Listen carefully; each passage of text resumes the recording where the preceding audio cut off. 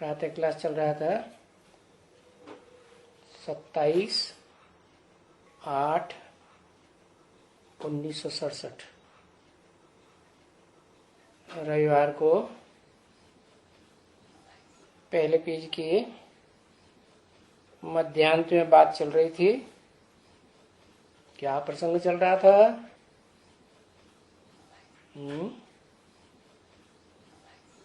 पहले तो जन्माष्टमी की बात चल रही थी।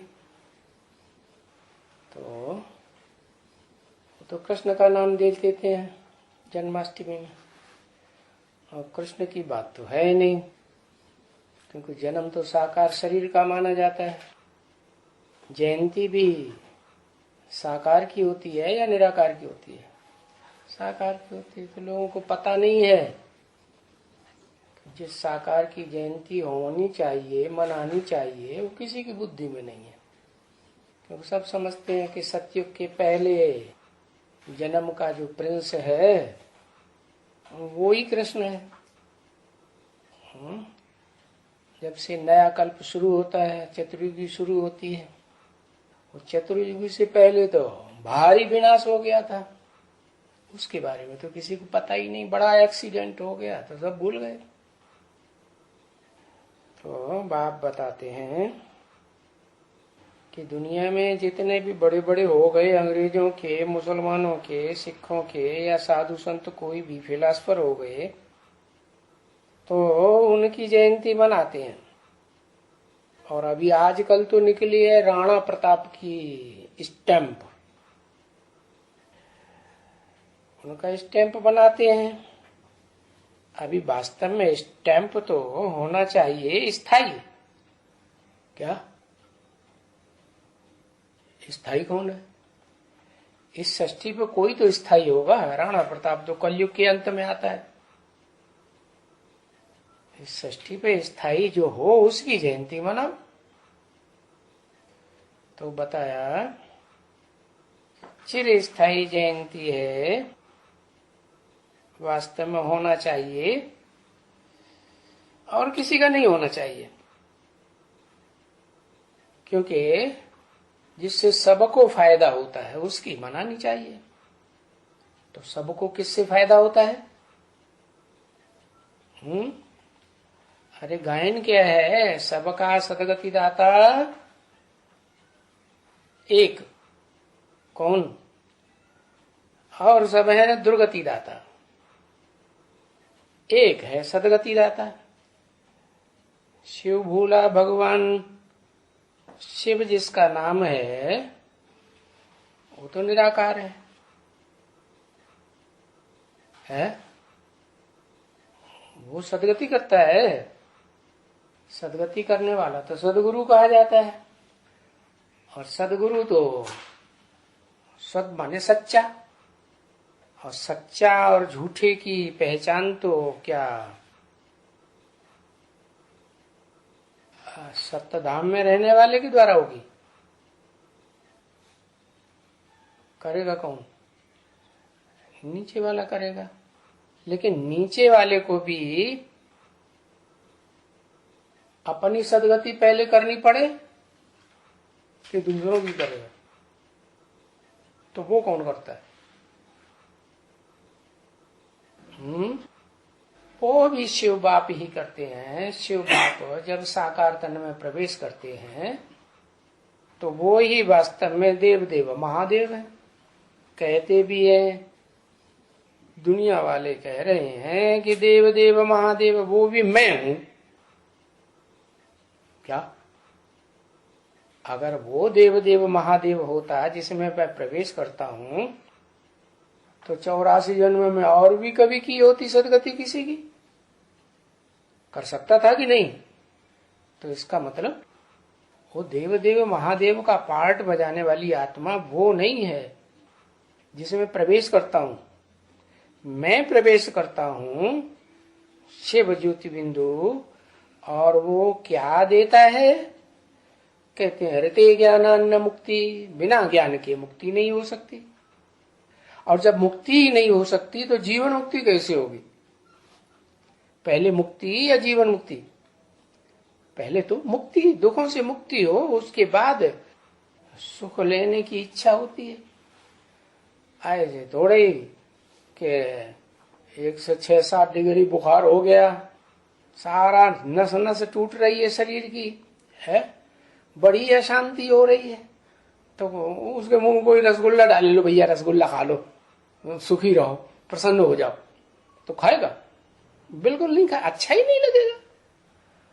तो उसे क्या चाहिए? पहले दुख से मुक्ति चाहिए। तो दुख तो तभी तक है जब तक ये शरीर है, शरीर में ही दुख होता है, शरीर के द्वारा ही सुख होता है। तो वो जो ज्ञान का अखूट भंडारी है, जिसका ज्ञान कभी खूटता ही नहीं, वो कौन? शिव। वो इस सृष्टि पर आते हैं और आकर के क्या देते हैं? अखूट ज्ञान के भंडार में से थोड़ा थोड़ा देना शुरू करते हैं।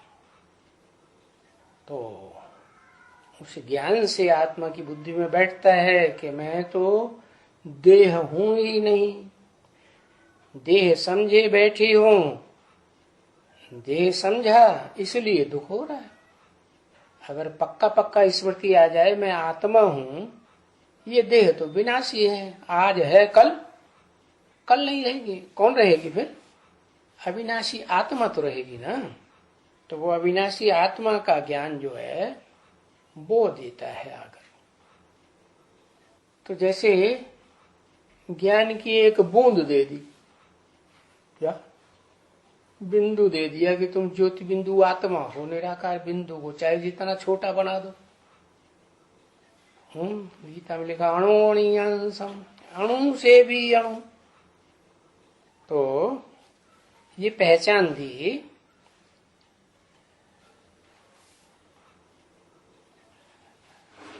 कि मैं भी ज्योति बिंदु आत्मा और तुम बच्चे भी ज्योति बिंदु आत्मा। मुझे आत्मा का भी कभी विनाश नहीं होता, तुम आत्माओं का भी कभी विनाश नहीं होता। अविनाशी बाप के, निराकार के अविनाशी बच्चे, निराकारी बच्चे हो तुम। लेकिन जन्म जन्मांतर से प्रैक्टिस क्या पड़ी हुई है? देह का सुख लेने की प्रैक्टिस पड़ी हुई है, तो देह ही समझ लिया। तो बाप बताते हैं ये प्रैक्टिस करो। क्या? कि मैं देह नहीं हूं, मैं तो इतना बड़ा दुम्ब नहीं हूं, मैं तो सूक्ष्म ज्योति बिंदु आत्मा हूं। और वो सूक्ष्म ज्योति बिंदु जो आत्मा जो सारे शरीर को कंट्रोल करने वाली है, जैसे राजा पूरे राज्य को कंट्रोल करता है तो ऊंची गद्दी पे बैठता है ना, है? उसके सामने कोई और ज्यादा ऊंची गद्दी पे बैठेगा? है? नहीं बैठेगा ना। और बैठेगा तो लड़ाई हो जाएगी, जैसे रावण के हनुमान से लड़ाई हो गई ना, तो वो तो नहीं बैठने देगा। तो ऊंची गद्दी कौन सी है? इस देह में ऊंची गद्दी है, उसको कहते हैं उत्तमांग। उत्तमांग, इससे उत्तम और अंग कोई होता नहीं। उस उत्तम अंग में जो खास बड़े बड़े मंत्री, महामंत्री बैठे हुए हैं, बड़े बड़े राज्य अधिकारी। इस शरीर के बड़े बड़े राज्य अधिकारी कौन है? सभी ज्ञान इंद्रियां और नंबरवार हैं, उनमें मुख्य आंखें। तो उन दो आंखों के बीच में वो बैठता है, कौन? आत्मा। और शिव भी इस सृष्टि पर आते हैं तो उनकी भी दो आंखें हैं या नहीं? कौन सी दो आंखें हैं?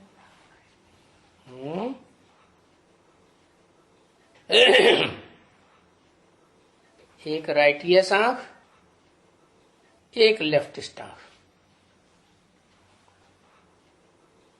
राइटियस तो राइट काम ही करती है, और लेफ्टिस्ट गंदा काम भी करती है। तो दिखाया कि तुम बच्चों को भी, तुम बच्चे आत्मा हो ना, ज्योति बिंदु हो ना, तुम्हारी भी ऊंचे से ऊंचे अधिकारी दो हैं। क्या? दो आंखें, इनसे तुम सारी सृष्टि देखते हो। आंखें तुम्हारी खुली हुई है तो दुनिया है, देखने में आती है। आंखें बंद कर लो, दुनिया खत्म। तो ऐसे ही मैं आता हूं तो उन दो आंखों को खोलता हूं। हैं दोनों आत्माएं। कौन कौन सी दो आत्माएं? लक्ष्मी और नारायण। तो जयंती मनानी है तो दो की मनानी है क्या? नहीं, उनमें भी तो राइट और लेफ्ट का अंतर है ना। है ज्यादा महत्व तो राइट हैंड को दिया जाता है या लेफ्ट हैंड को? राइट हैंड को दिया जाता है। तो उनमें जो राइटियस आंख है वो है नारायण। और वो नारायण वाली आत्मा, नाम ही पड़ता है नारायण, कहाँ रहती है? नार माने ज्ञान जल, अयन माने घर। तो मैं जब से ज्ञान देता हूं कि तुम ज्योति बिंदु आत्मा हो, तब से वो कहाँ निवास करती है? ज्ञान जल में ही निवास करती है। क्या? दुनियावी धंधे दौरी की ऊंची थी ऊंची पढ़ाइयों को भूल जाएगी। पहले क्या करेगी? जो मैं ज्ञान देता हूं, शुद्ध ज्ञान तो मैं ही देता हूं ना, 100% शुद्ध। मेरे जैसा शुद्ध ज्ञान तो और कोई दे ही नहीं सकता। तो उस ज्ञान में वो रमण करती है। और जब तक वो इस षष्ठी रूपी रंगमंच पर ब्राह्मण का पार्ट बजाएगी, तब तक क्या करेगी? है ब्रह्मा के मुख से जो ज्ञान निकला है उसमें ही रमण करती है। तो उसकी जयंती मनानी चाहिए। मेरी क्यों नहीं मनानी चाहिए? शिव कहते हैं मेरी जयंती क्यों नहीं मनानी चाहिए? और मनाई भी नहीं जाती। महाशिवरात्रि कहते हैं उसको, जयंती कहाँ कहते हैं भक्ति मार्ग में? शास्त्रों में कहीं जयंती नाम है? ये तो ब्रह्मा कुमारियों ने नाम रखा है गलत फहमी से कि ओम मंडली में शिव बाबा प्रत्यक्ष हुआ तब हम भागी थी।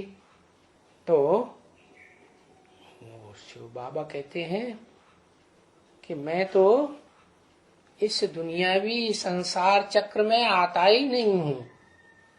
जो चक्कर में आए उस वो गिनती में भी आए। तो मुझे अव्वल नंबर गिनती में भी नहीं आना है और लास्ट नंबर भी नहीं आना, मध्य में भी नहीं आना। मेरा नंबर नहीं बनता। मैं तो नंबर गंबड़ से परे हूं। मुझे कोई मान मर्तबा नहीं चाहिए। जो यहाँ मान मर्तबा लेंगे शूटिंग पीरियड में भी, तो उनका वहां ब्रॉड ड्रा में मान मर्तबा खत्म। तो इसलिए संसार में भी जो सब कुछ त्याग देते हैं, खास भारतवर्ष में कौन होते हैं, क्या कहते हैं उनको? भारत में खास जो सब कुछ त्याग देते हैं उनको कहते हैं सन्यासी। और उनका कितना मान मर्तबा है? मान्यता ज्ञान सुनेंगे तो किससे जाके सुनेंगे? सन्यासी। उन्होंने क्या किया? त्याग किया है ना। त्याग से ये ऐसा भाग्य बनता है कि सारी दुनिया उनके चरणों में झुकती है। अब मेरे तो चरण भी नहीं है। हाँ, उन चरणों से भेंट की जाती है। जो स्थूल चरण हैं उनसे भेंट की जाती है। क्या भेंट की जाती है? वो सन्यासियों के पांव धो के पीते हैं। क्या? सन्यासियों के पांव धोए और जो मैल माटी गंध है वो सब पानी में आ गई और वो उन्होंने पी लिया। अब मेरे अंदर तो मैल माटी भी नहीं है। मेरे पांव हैं क्या जो मैल माटी लगे? तो फिर मैं जिसमें प्रवेश करता हूं उसी की बात है, उसी की जयंती की बात है, उसी की प्रत्यक्षता की बात है। क्योंकि प्रत्यक्षता होने से पहले वो इस संसार में, भारतवर्ष में खास 24वें अवतार के रूप में प्रसिद्ध है। वैसे 10 अवतार भी माने जाते हैं, उनमें भी प्रसिद्ध है। कौन सा अवतार, क्या नाम दिया? रावण का अवतार, महावीर का अवतार, डाक तेड़े की नहीं, राम का अवतार, कंस, क्या कंस अवतार नहीं, कंस का गायन थोड़े ही है। भगवान के रूप में जो आएगा अवतार, उसका तो गायन होगा ना।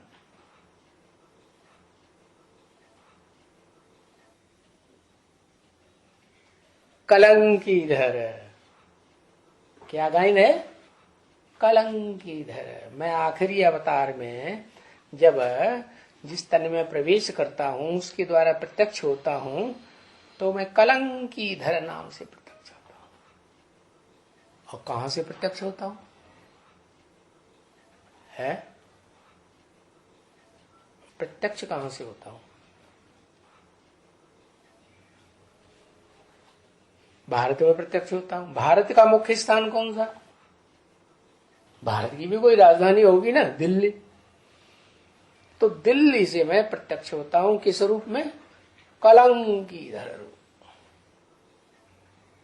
बड़े बड़े भयंकर कलंक लगाए जाते हैं।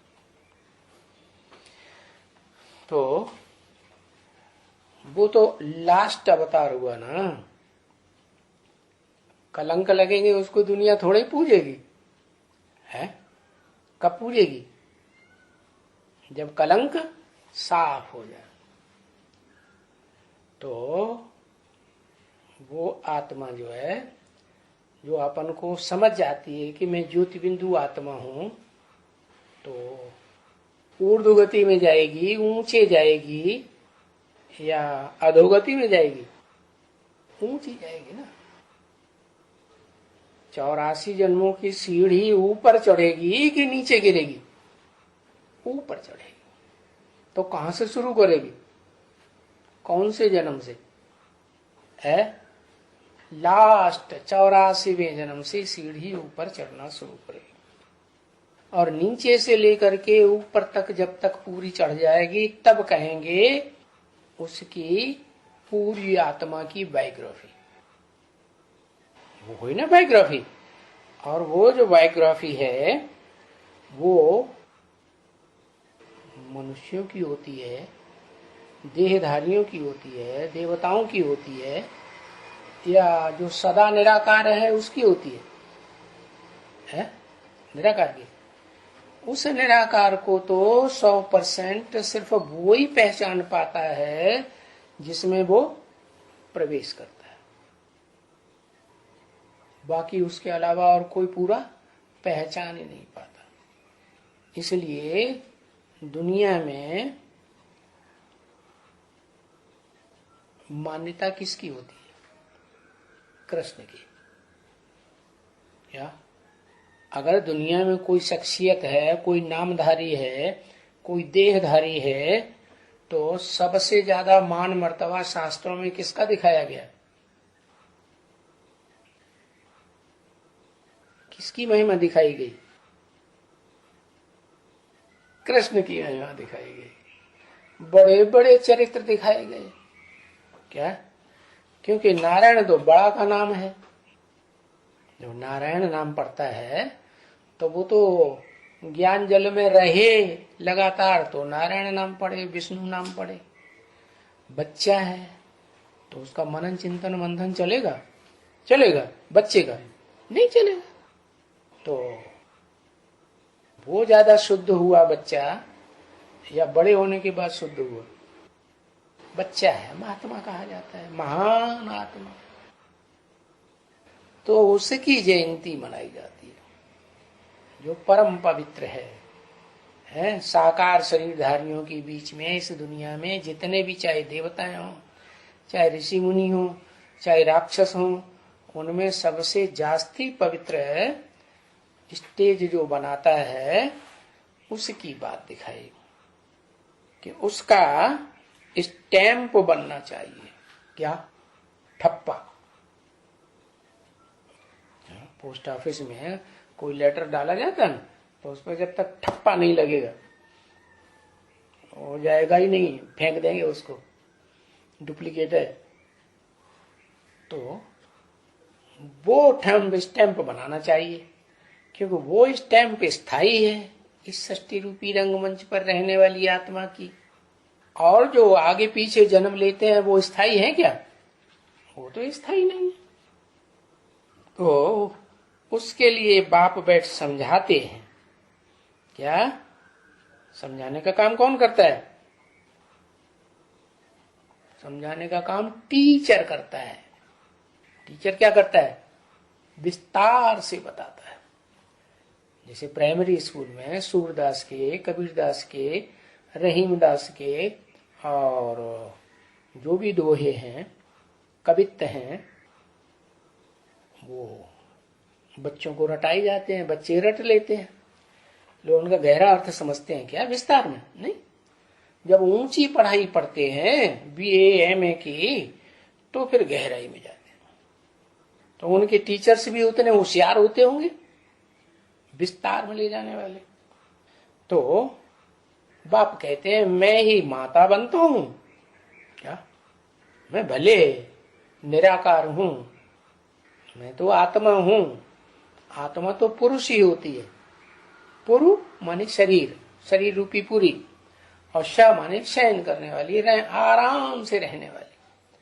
तो शरीर रूपी पुरी में भी रहे, भले पतित तन में रहे तो भी आराम से रहे या बेआरामी में रहे, आराम से रहते। कोई देह का संग का रंग उस एक को नहीं लगता।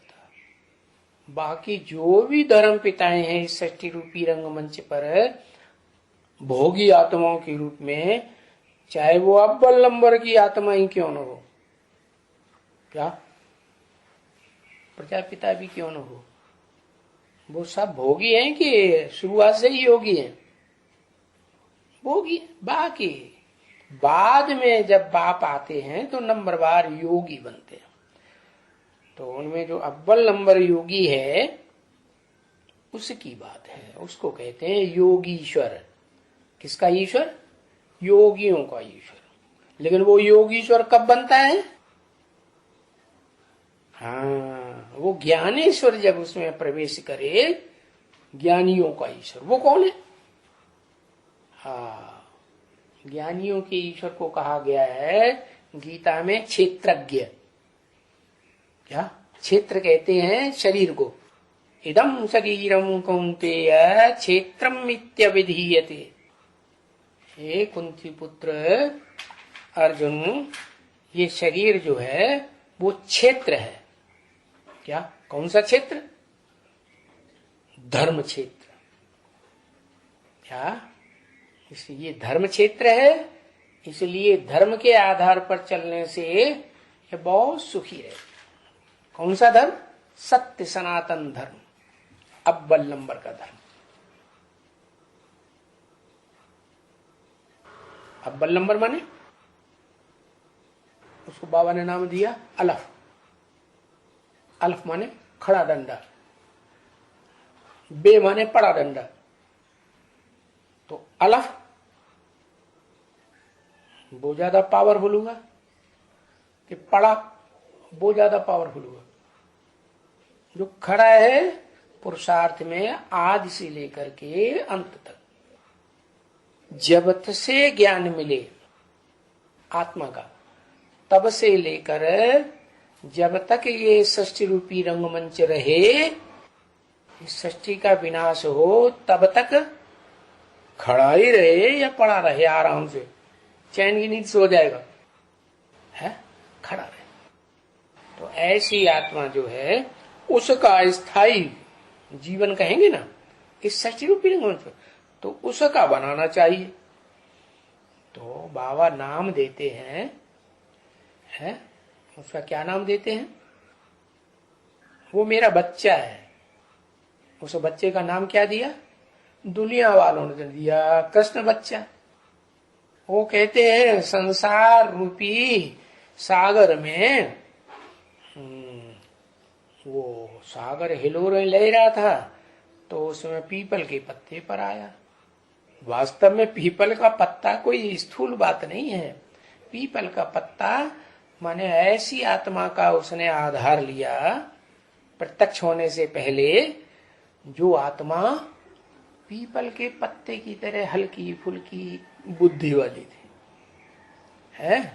हाँ, जो हल्की फुल्की बुद्धि वाली है उसका आधार लिया। तो उन्होंने दिखाई दिया है पीपल के पत्ते पर कृष्ण आया। स्थूल बुद्धि है ना कि सूक्ष्म बुद्धि है? स्थूल बुद्धि है, तो उन्होंने पीपल पत्ता समझ लिया और वो सागर समझ लिया स्थूल। वास्तव में है ज्ञान सागर की बात, और वो ज्ञान सागर में जो पीपल का पत्ता है उस आत्मा की यादगार है, जो बाप का बच्चा तो बनता है, क्या रुद्रमाला का मणका बनता है, बच्चा है, बच्ची नहीं है। भले चोला स्त्री हो, उससे कोई मतलब नहीं, लेकिन उसमें आत्मा को देखता है वो, या चोले को देखता है? आत्मा को देखता है। तो वो उस रुद्रमाला का आखिरी मणका है। तो आखिरी मणका जो जब पूछे तो बता, जब जगदम्बा है ना, आखिरी मणका, और फर्स्ट नंबर है जगत पिता। तो जगत पिता और जगदम्बा ये दोनों हो गए अव्वल नंबर आत्मा, जो नजदीक रहते हैं। किसके? शिव के।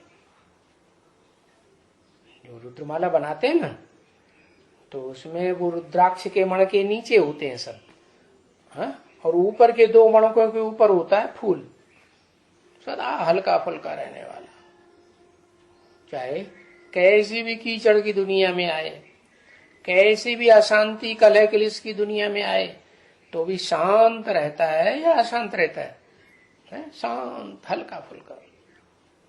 तो लेकिन संसार में उसका गायन नहीं है, उसकी महिमा नहीं करेंगे। अवतार के रूप में, भगवान के रूप में किसकी महिमा करेंगे? जिसमें प्रवेश करता है उसकी महिमा करेंगे। और जिसमें प्रवेश करता है वास्तव में उसको भी दुनिया नहीं जानती, शास्त्रकार भी नहीं जानते। क्यों नहीं जानते? कारण है कि दुनिया में जितने भी शास्त्रकार हुए हैं, ऋषि मुनि हुए हैं, वो इस सृष्टि पर जब सृष्टि शुरू होती है तो सृष्टि का जो पहला प्रिंस होता है, पहली पीढ़ी का, उसकी वो बुद्धि में आता है कि वो प्रिंस 16 कला संपूर्ण था। ये बुद्धि में नहीं आता इसकी 16 कला संपूर्ण से भी कोई और ऊंचा हो सकता है। उसको भूल जाते। क्यों भूल जाते? क्योंकि वो है सूर्य है। कलाओं में कौन बंधता है? चंद्रमा बनता है, सितारे बनते हैं, या सूर्य बंधता है? चंद्रमा बनता है। हाँ, चंद्रमा बनता है। और सितारे वो भी बनते हैं। सभी सितारे कलाओं के बंधन में, कोई कम कलाओं वाला, कोई ज्यादा कला, संपूर्ण कला वाला। वो चाहे राम की आत्मा क्यों न हो, क्या जिसमें प्रवेश करते हैं शिव बाप, निराकार आत्माओं का बाप, वो भी 16 कला संपूर्ण में आता है और कलाहीन बनता है या नहीं बनता? इसलिए कृष्ण के लिए भी कहते हैं कृष्णचंद्र, और राम के लिए भी कहते हैं रामचंद्र। तो लोगों को ये गलतफहमी हो जाती है कि वास्तव में सूर्यवंशी कौन सा है। क्या? कृष्णचंद्र और रामचंद्र। राम को सूर्यवंशी मान लेते हैं। अरे क्या त्रेता से सृष्टि शुरू हुई? ये सृष्टि शुरू होती है तो सबसे ऊंचे से ऊंचा स्टेज में पार्ट बजाने वाला तो सूर्य है ना। तो वो सूर्य को भूल गए और देहधारी में फंस गए। क्यों फंस गए? क्योंकि ये सारा संसार देह को देखता है आंखों से और देह को ही बड़ा समझ लेता। तो जो संगम युगी कृष्ण है उस कृष्ण की यादगार सारी शास्त्रों में लिख दी है, लेकिन वो समझते हैं कि सतयुग का कृष्ण है। समझते हैं कि नहीं? समझते हैं। तो सतयुग तो 16 कला संपूर्ण होता है, कलातीत तो नहीं होता। हाँ, कलातीत उस समय कहेंगे जिस समय कृष्ण का जन्म होने से पहले। क्या? कृष्ण का जन्म हुआ और 16 कला संपूर्ण पहले प्रिंस का जन्म हो गया। सतयुग की शुरुआत एक्यूरेट। स्थूल जन्म की ही बात है। उससे पहले जो मनुष्य सृष्टि का महाविनाश हुआ था, पुराने कल्प का अंत हुआ था, उस कल्प के अंत में वो महाविनाश में सब कोई उस बड़े एक्सीडेंट में सब आत्माएं सब कुछ अपने को भूल जाती। पुरानी देह के सूक्ष्म देह चाहे भले हो जन्म जन्मांतर की, सब कुछ भूल जाते, प्योर आत्मा बन जाती। भले 2 प्रकार की आत्मा है। एक तो वो आत्माएं जो इस सृष्टि रूपी रंगमंच पर ही परम धाम को उतार लेती, सत्य धाम को उतार लेती। दूसरी वो आत्माएं जो इस रंगमंच पर सत्य धाम का अनुभव नहीं कर पाती। कहां करती है? जहां बाप रहते। कौन बाप? आत्माओं का बाप। क्योंकि वो तो सबका बाप है ना, है जो इससे सृष्टि पर परमधाम उतारते हैं, उस परमधाम में रहने वाली आत्माओं का भी बाप है। और जो ऊपर रहती है उनका बाप नहीं है? उनका भी बाप है। तो उसका जयंती नहीं मनाते। वो कब आता है? जब इस सृष्टि पर घोर अंधियारी रात हो जाती है। क्या 500-700 करोड़ की जो बाहर की दुनिया है वो तो अपने को देह समझती है, भौतिकवाद में पलती है, पंचभूतों के बने हुए शरीर में बुद्धि रमी रहती है। लेकिन इस सृष्टि पर जब वो सुप्रीम सोल आता है और ब्रह्मा दादा लेखराज के तन में आके ज्ञान सुनाता है, समझा? क्या ज्ञान ओम मंडली में नहीं सुनाया था? सुनाया था। लेकिन जिसमें प्रवेश करता है पहले पहले उसको पता चलता है क्या? तो उसको पता ही नहीं चलता। फिर वही आत्मा नीचे गिरने के बाद है अपने को पाप चढ़ा लिया ना, क्या समझ के? मैं ही कौन हूं? आत्मा सो परमात्मा। ये ज्ञान चल रहा था दुनिया में। शिवो हम, मैं ही शिव हूं, मैं ही भगवान हूं। ऐसे समझ करके उन्होंने संग का रंग लगाना शुरू कर दिया। ये तो समझा नहीं कि मैं आत्मा पतित हूं कि पावन हूं। पतित पावन पाए भगवान को कहा जाएगा या मनुष्य को कहा जाएगा? है भगवान तो वो ही हो सकता है जिसका मन के ऊपर पूरा कंट्रोल हो, पक्की बुद्धि हो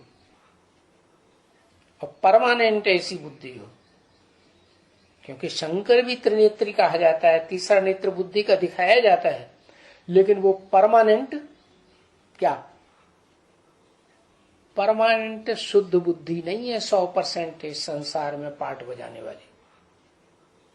इस संसार में भी अगर कोई पार्ट बजाने वाली परमानेंट शुद्धि फर्स्ट क्लास बुद्धि है, फर्स्ट क्लास तो कहेंगे नहीं, नंबर तो आएंगे नहीं, उसका नंबर नहीं, वो तो नंबर से परे है, तो सदा पवित्र बुद्धि है, वो है शिव, जो इस षष्ठी रूपी रंगमंच पर पार्टी नहीं बजाता लगातार, जिसमें प्रवेश करता है तो उस एक जन्म के लिए पार्ट बजाता है।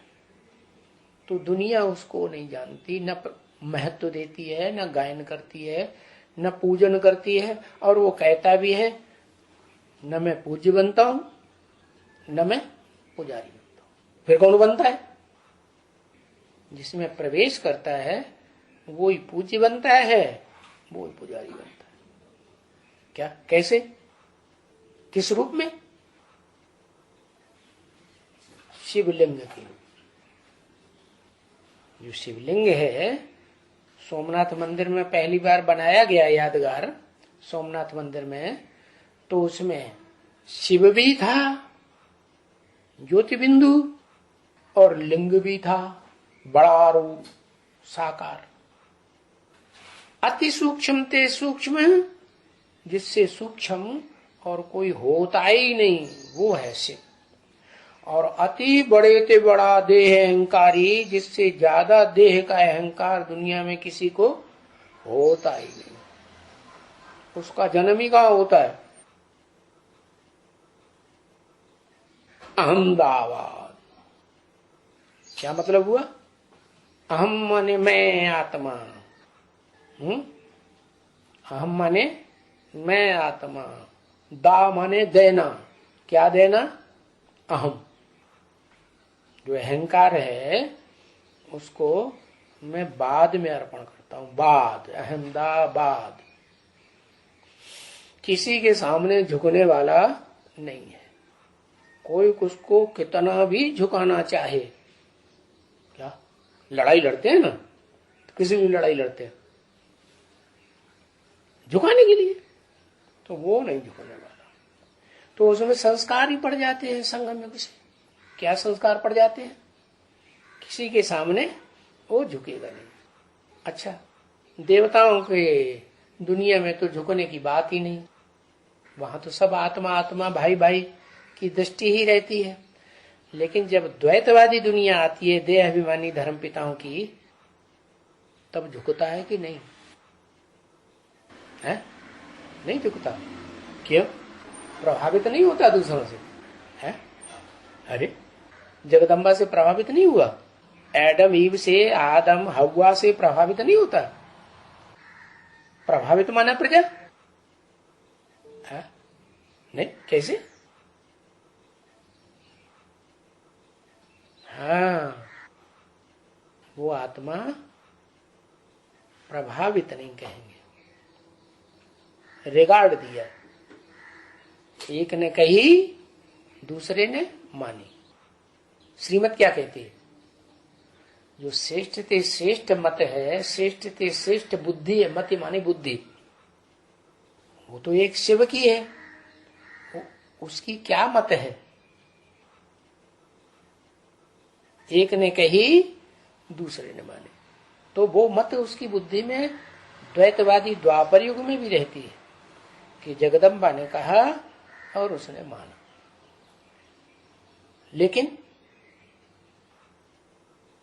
जो फॉलो करने वाले हैं, जैसे इब्राहिम आया द्वापर युग के आदि में, तो वो क्या करता है? अंतर क्या है फॉलो करने में?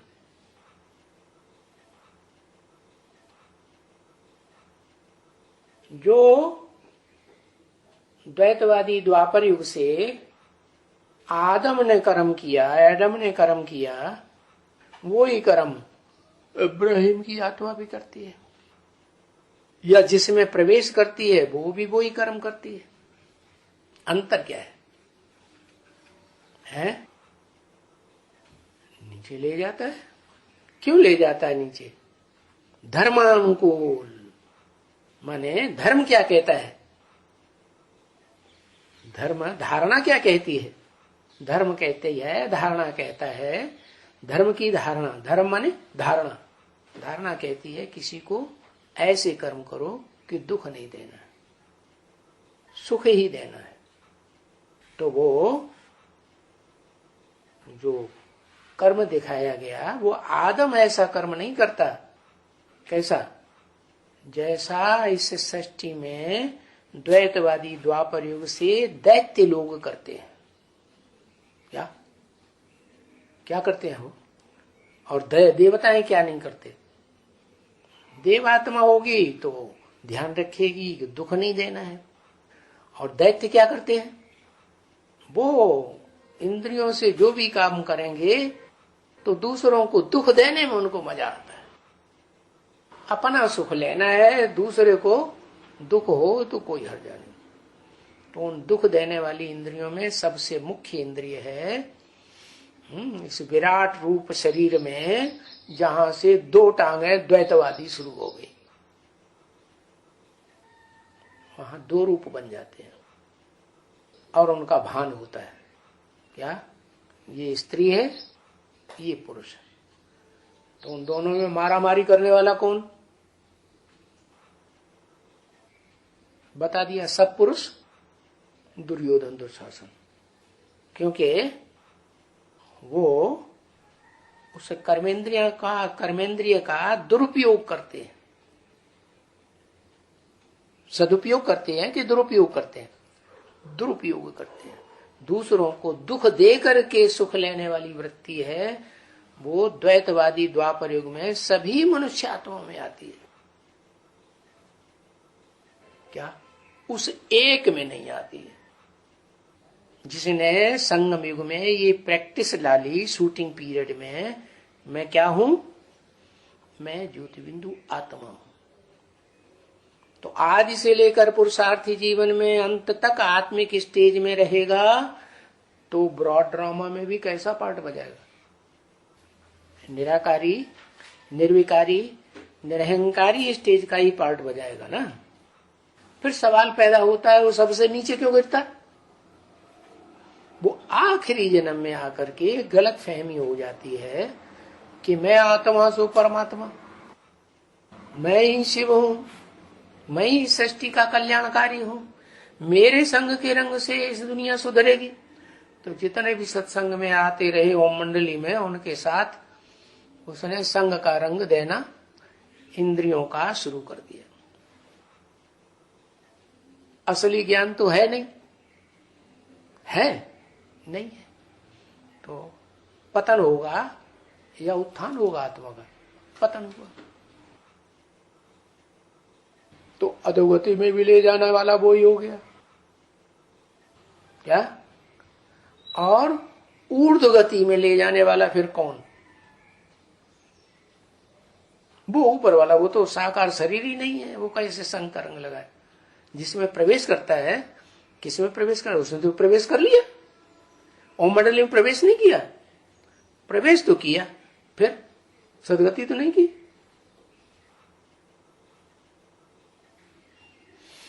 है रियलाइज कर लिया। रियलाइज तो तब होगा जब अपने को आत्मा समझे। तो उस समय तो ये भी पता नहीं था कि मैं ज्योतिबिंदु आत्मा हूं।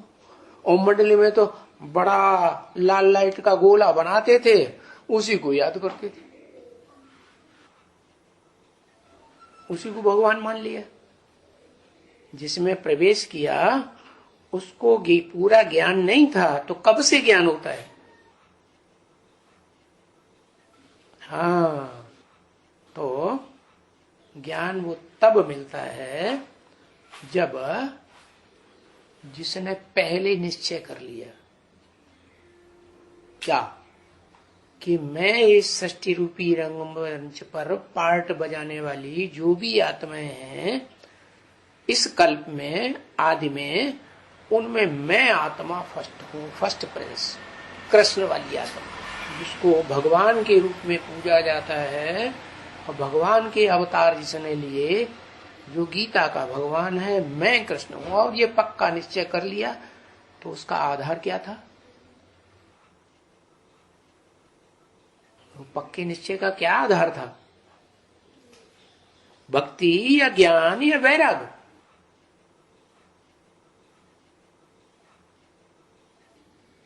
मुरली आधार था। उसने समझा, सुना, किसके द्वारा मुरली सुनी उसने?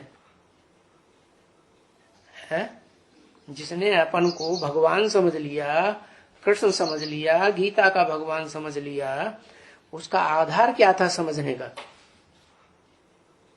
ज्ञान कहां से मिल गया? किससे ज्ञान मिला?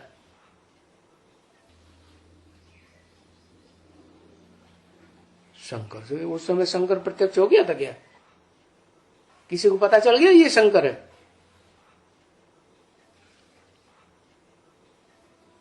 हाँ, साक्षात्कार आधार था।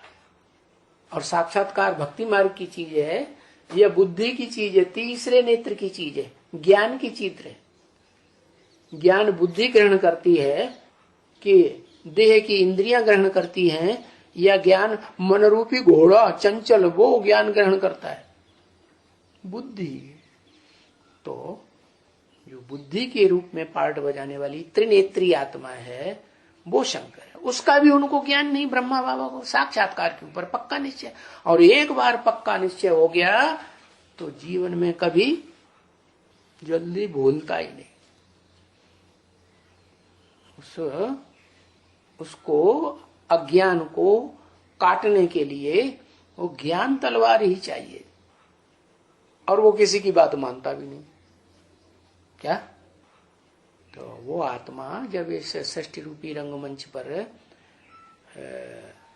ब्रह्मा के रूप में पार्ट बजाती है तो उस ब्रह्मा के द्वारा उसके निश्चय के आधार पर, दृढ़ निश्चय है ना, वो दृढ़ निश्चय के आधार पर और उसमें शिव प्रवेश करते हैं सन 47 में, और प्रवेश करके ज्ञान सुनाना शुरू करते हैं। तो जो भी आत्माएं आती हैं उस समय से लेकर के सन 47 से लेकर के आती हैं, और शरीर छोड़ने तक आती है ना। कितने वर्ष हुए? सन 47 से 18 जनवरी 69 तक कितने साल हुए? हिसाब है, 21 साल हुए। देखा? तो वो 21 साल का क्या हिसाब बनता है? उस आत्मा ने सुख के संकल्पों में रही निश्चय बुद्धि के आधार पर, या दुख के संकल्पों में रही है? सुख के संकल्पों में। तो उस आत्मा का 21 जन्म सुख का ब्रॉड ड्रामा में नूद हो जाता है। अब कोई कहेगा कि सतयुग में तो 8 ही जन्म होते हैं और त्रेता में 12 जन्म होते हैं, तो 20 ही जन्म तो हुए। 21 जन्म का सुख कहां से भोग लिया उसने? भोगा है? प्रवेश करके भोगा।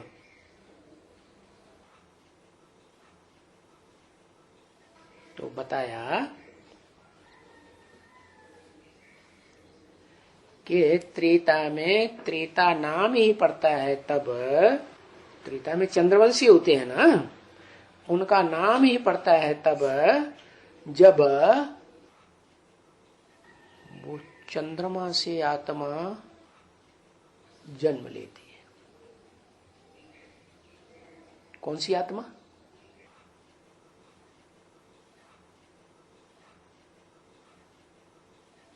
राम की आत्मा। क्योंकि सतयुग की आदि में तो है वो नारायण, महाराजा है सतयुग का, और अंत में वो नीचे गिरेगा कि ऊपर ही उठेगा? नीचे गिरता है सुख भोगते भोगते। तो अंतिम जन्म में प्रजा बन जाती है। और प्रजा भी कैसी बनती है? फर्स्ट क्लास साहूकार प्रजा। ऐसा साहूकार जो उस समय के 8वें जन्म के सतयुग की पीढ़ी के राजा को भी लोन देती है राज्य चलाने के लिए। भले लोन नहीं भी देती हो तो भी बड़ा साहूकार है। और उसके घर में राम वाली आत्मा जन्म लेती है। तो जन्म लेके जब तक बड़ी होती है, गद्दी पर बैठने लायक बनती है, तो वो बाप का राज्य, जिस राज्य में रहता था बाप, नारायण के राज्य में रहता था कि नहीं रहता था? वो राज्य नहीं चलाती, वो अपना राज्य शुरू कर देती। इतना बड़ा साहूकार बाप से बन जाती है कि वो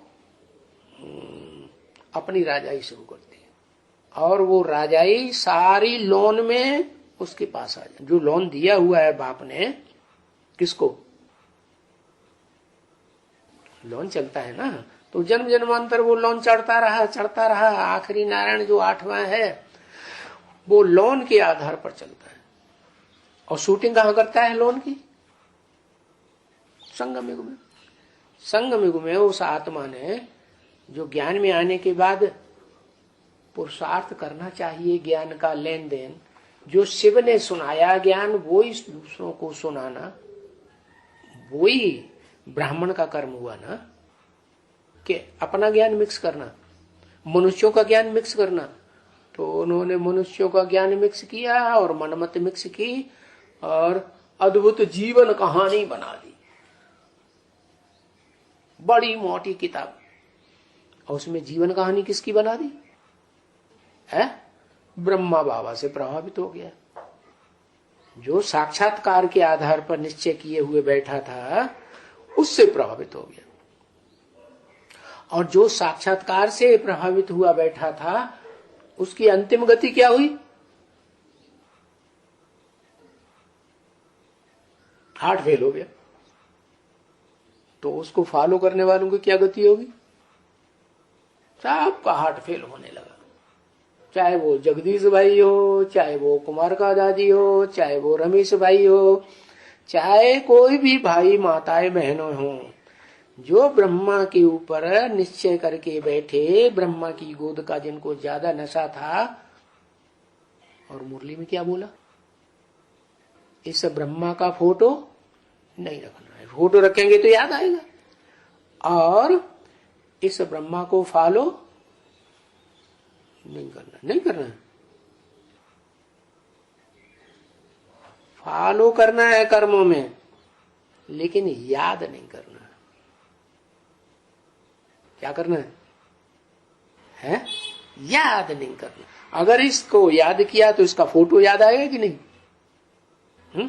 और इस फोटोधारी ने यज्ञ के आदि में क्या किया? बड़ा पाप का काम।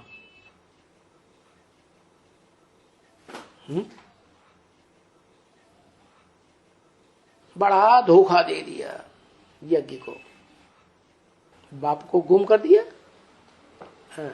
हाँ, भाग गया। आन मौके पर जब सहयोग देने की बात थी तो उस समय भाग गया, तो बड़ा धोखेबाज हो गया ना। जैसे ज्ञान यज्ञ चल रहा है और उसमें जो धोखे देकर के बीच में भाग जाते हैं, और भाग जाते हैं तो विरोध भी करते हैं या विरोधियों का साथ देते हैं, तो पाप बनता है कि पुण्य? तो बड़ा भारी पाप बन गया। क्या पाप बन गया? विरोधी लोग संसार में से, सिंध हैदराबाद में से सिंधी लोग थे, उन्होंने बड़ा भारी विरोध कर दिया। क्योंकि दादा लेखराज के ऊपर तो उनकी श्रद्धा बैठी थी। जो कलकत्ते से आया ब्राह्मण, उसके ऊपर तो श्रद्धा नहीं थी। क्योंकि कलकत्ते के ब्राह्मण तो कैसे होते हैं, खान पान कैसा होता है? मछलियां खाते हैं, खाते कि नहीं? हाँ, तो भी बड़े आदमी समझे जाते हैं। नॉर्थ इंडिया में ये रस्म है, अपनी लड़की अपनी बहन की शादी करेंगे तो पूरब में जाके करेंगे, क्या पश्चिम में नहीं जाएंगे। समझते हैं पश्चिम में असुर रहते हैं, दक्षिण में असुर रहते हैं, वहां नहीं जाएंगे। कहां जाना है? पूरब में जाना। पूरब में है कलकत्ता, बंगाल, तो वहां के लोगों को बड़ा समझते हैं। अब कारण क्या है बड़ा समझने का?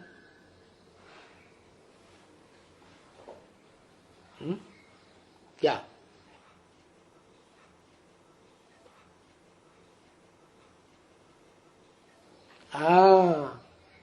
क्योंकि नॉर्थ इंडिया में राजस्थान पड़ता है। क्या? नॉर्थ इंडिया में राजस्थान है, और राजस्थान में एक जिला है उदयपुर। नाम क्यों पड़ा उदयपुर?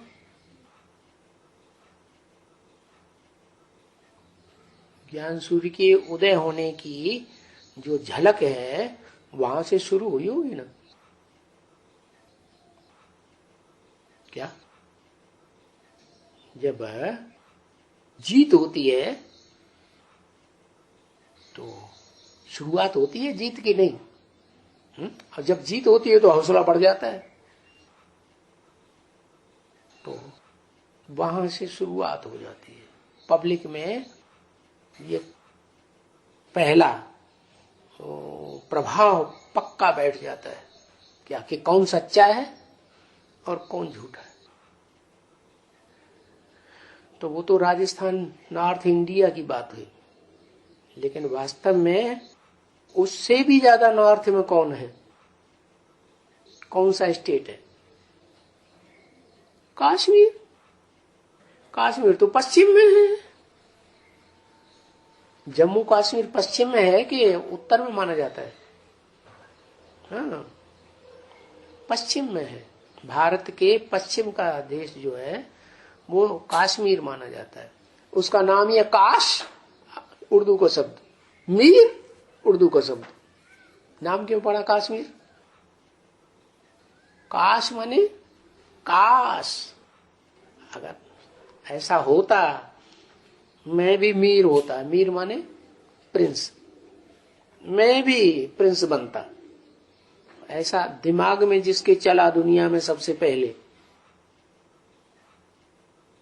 उसके नाम पर कश्मीर नाम पड़ गया। वहां वर्चस्व ज्यादा किसका है? हिंदुओं का कि मुसलमानों का? पाकिस्तानियों का कि हिंदुस्तानियों का? पाकिस्तानियों। तो पाकिस्तान वाले कहते हैं इस पर मेरा अधिकार होना चाहिए, और भारतवासी कहते हैं नहीं, ये शुरुआत से ही मेरे कब्जे में है, इसलिए मेरा ही अधिकार होना चाहिए। चलो ये तो लड़ाई हुई। बात है नॉर्थ इंडिया में, नॉर्थ का स्टेट कौन सा है? यूपी। तो जो सबसे नॉर्थ का है, उस समय पुराने भारत में नेपाल नाम का नहीं था। क्या पहले क्या था? भारत ही था।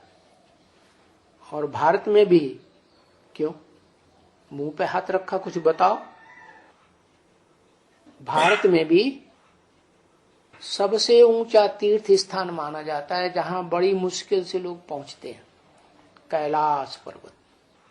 कहते वहां भगवान शंकर रहते हैं। तो जो नजदीक रहता होगा उसको तो जल्दी बुद्धि में बैठेगा, वो मानेगा कि नहीं उसे? वो मानता है। वास्तव में ये अंत की बात है। क्या?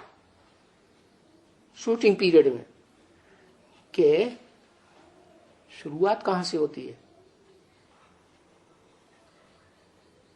नई दुनिया बनाने की शुरुआत कहां से होती है? जगत से होती है या स्वर्ग से होती है? जगदम्बा से होती है या लक्ष्मी से होती है? फाउंडेशन कौन डालता है? लक्ष्मी फाउंडेशन डालती है नई दुनिया का। रुद्रमाला के मणके कौन तैयार करता है? किसके आधार से तैयार होते हैं? जगदम्बा के आधार से तैयार होते हैं ना। तो वो जो जगदम्बा जिसके आधार पर रुद्रमाला के मणके शुरुआत होती है, लेकिन वो प्रत्यक्ष नहीं होते। क्या? जन्म होने के बाद, प्रत्यक्ष होने के बाद महिमा होती है या गर्भ में महिमा होती है? जब प्रत्यक्ष होता है तो महिमा होती है।